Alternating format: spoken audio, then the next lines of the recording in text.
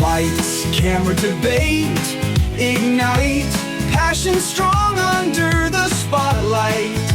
Tune in for the clash, tune in for the spark. The critic and the cynic light up the dark.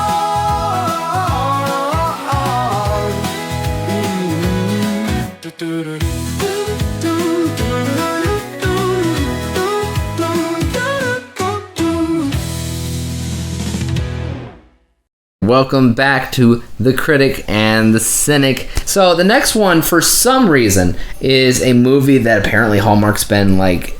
Oh, it's their big one. It's their big one. Biggest one of the season. It's one they've been pushing the hardest. You'd think that they would finish their movies on this, if that was the case. But it's just kind of in the third period out of 4 that they're posting it. But it is a football movie. It is called Holiday Touchdown, a Chiefs love story. And you know that this movie would not exist if it weren't for Taylor Swift and her boy toy. It's gotta be. I mean, even if they don't mention it at all, it's gotta be inspired by it. You got a blonde, aka Taylor Swift. Somebody already voted for it. And you got the guy with the beard who looks a lot like Travis Kelce or whatever his name is. Who is that? Is that his brother or is that the... Well, yeah, no, I'm screwing up the names because he's got a brother who's also in the news all the time. So I don't know. Whatever Kelce she's dating. Oh, yeah, I know what you're saying. But this is the guy that was in the 3 Men and a Baby. I know, so I'm okay with this movie, but still, this movie would not exist had it not been. Yeah, so it's a football movie. You don't really see anything. They're standing in the middle of a stadium. There's snow falling down. He's holding up a football that says the title of the film. And obviously, it can't just be called Holiday Touchdown. It has to be called Holiday Touchdown, a Chiefs love story. So how much product placement do you think is going to be in the movie? All of it. The whole thing. Of course, it's their big thing because the Chiefs are paying for it. Or at least paying for their name to be front center the entire time. Who's in it? We obviously said Tyler Hines, who was one of the brothers in 3 Wiser Men and a Baby. And then we have Hunter King, who... No, I do know her. I just don't know where from right now. I feel like she's in a sitcom or something. She was in Dexter. Life in Pieces. We saw that. Oh, 65 episodes. Clementine. Oh, okay. So the little redhead boy's girlfriend. Yeah, okay. So we've seen her in a lot of things. We had Dietrich Bader. He's in a lot of stuff. He was in Third Rock from the Sun. I noticed Richard Ryle. I don't know how to say his name, but obviously I've seen his face a lot. Ed Begley Jr. We got a lot of these names feel sitcom people. It feels like we're looking at a cast list of movies that we've seen on Netflix. It's given me a little bit of hope because anytime I've seen this with Hallmark, it's been okay, if not good.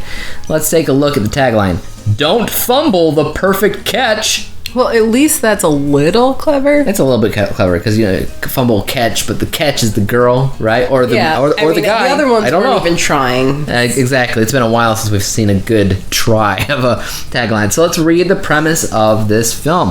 Alana Higman, a die-hard Kansas City Chiefs fan, and her family are competing to win the team's Fan of the Year contest in a process judged by the director of fan engagement, Derek. As the pair spends time together, it's clear that there's a spark between them, but when her grandfather's vintage Chiefs good luck winter hat goes missing, Alana begins to doubt everything she believed about fate, destiny, and even questions her future with Derek. Okay, so it all hinges on a magic hat? I'm confused. There's no hat in the poster. Yeah, I don't know. I'll say this.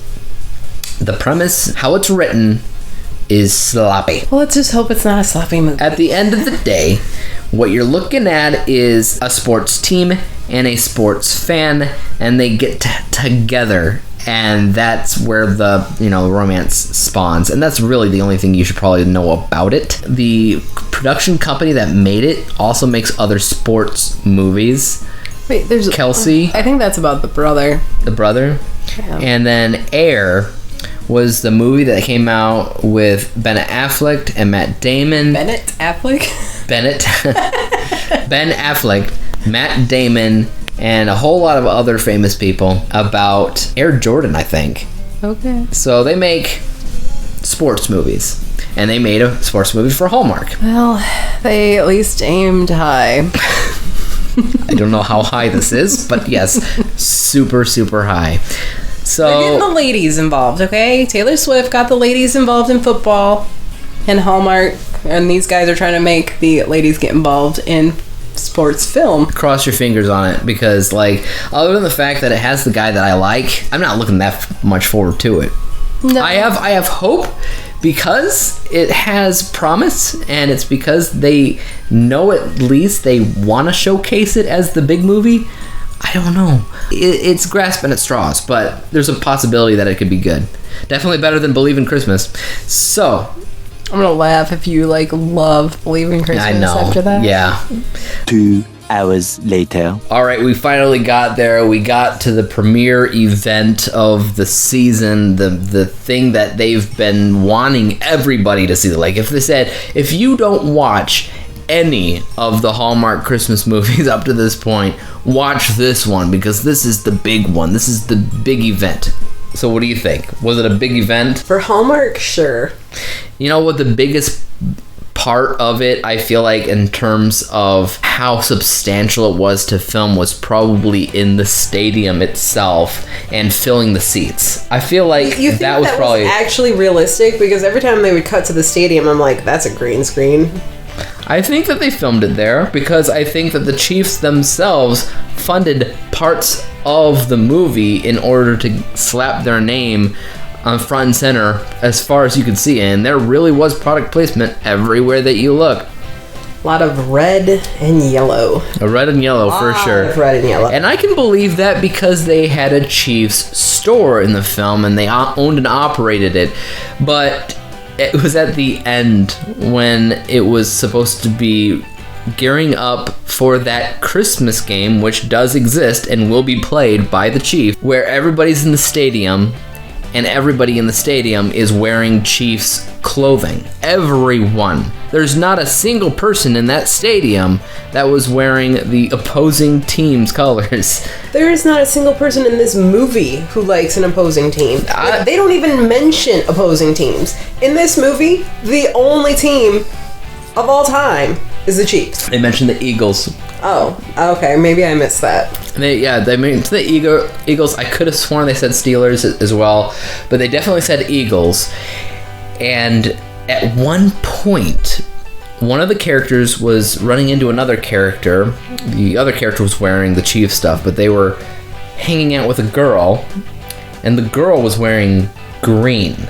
And I don't know who she was supposed to be supporting, but it felt like that was the other team. It was the only person that I saw in the entire movie that was wearing anything but red and yellow. But that's not true. The leading guy never wore well, he did at the end. Yeah. But throughout the movie, he was wearing like cream and like dark gray, black, and he was looking fine. I'm just gonna say that. He was looking fine. The whole movie. Yeah, he's probably the best part of it. Oh yeah. I would say. Though I do like the family. Actually, the casting on this was good. The casting was good, It was probably the most mainstream casting. Like, it wasn't just Hallmark stars. Right.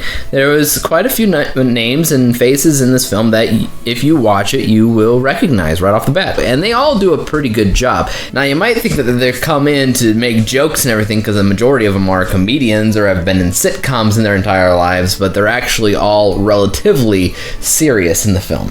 No, they're a little quirky, but like in a realistic, every family's a little bit quirky type of way. Yeah.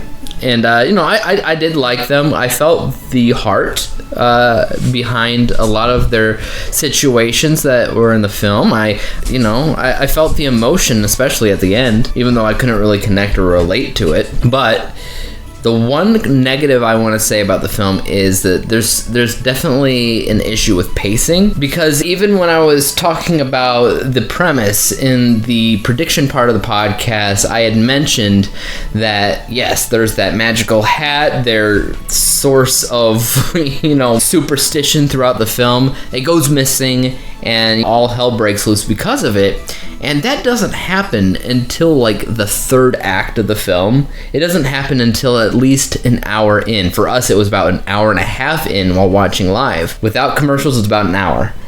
And the premise acts like that's the inciting incident, and that is not the case. That is more so the event that happens much closer towards the finale, the climax. And so throughout the movie, there's a lot of nothing happening. They meet, they're like trying to be the fan of the year, and then once they get that status, nothing happens for a good chunk of the movie until that hat goes missing.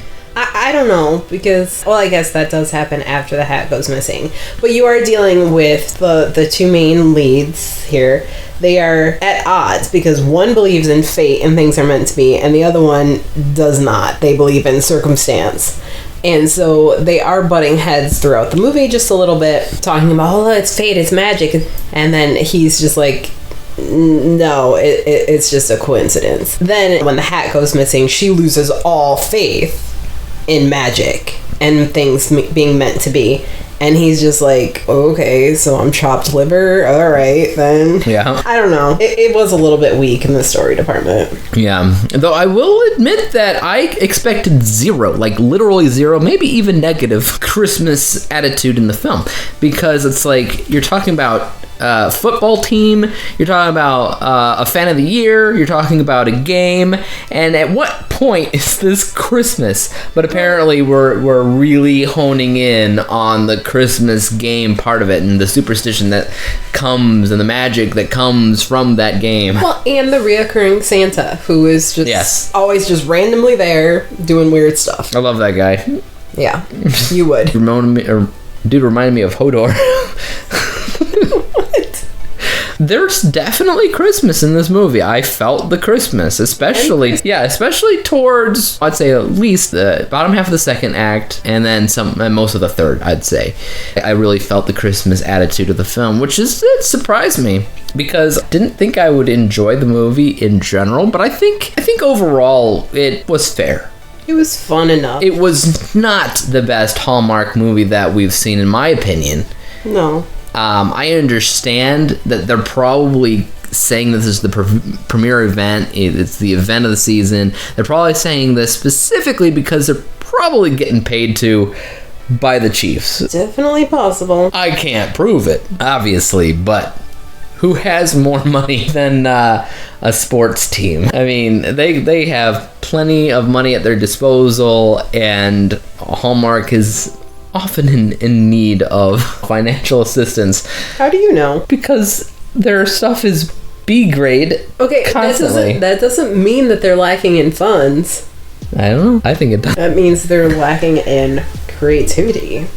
I don't know, but I'm just saying it would not surprise me to hear if they were just calling this the biggest event of the Hallmark season because they were paid to say that. I don't know. I looked at that little checklist of all the Hallmark movies, and that one is big, red, and bold. Because they were paid to put bold lettering on there. Come on. Again, I've liked other movies more than I have this in Hallmark, and I genuinely believe that the other movies I have graded higher were movies that were legitimately made better all around. Better from a story perspective, from a character perspective, from a pacing and editing perspective, all these different things. And that's not just to say I don't really care that much about sports, it's just as a whole, as a collective. Because I have rated sports movies near 100% in the past because of how they were made. I will not be giving this near 100%. What would you give it? I'm gonna stick right around 60.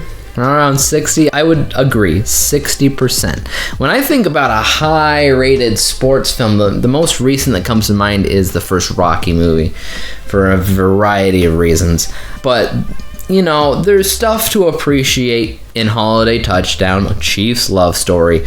But there's also stuff that you can easily spot as problematic in terms of narrative and in terms of things that make sense. It's not the best and it's not the worst. It is definitely like everything else that we've seen this season for the most part. It is mediocre on the edge of fair, and it's fun enough in certain aspects, and that's all I can really say about that. So we're both agreeing with this movie that 60% is right around where it should be, but maybe everybody else listening agrees or disagrees. You'll have to let us know in the comments. But this was Holiday Touchdown, a Chiefs love story.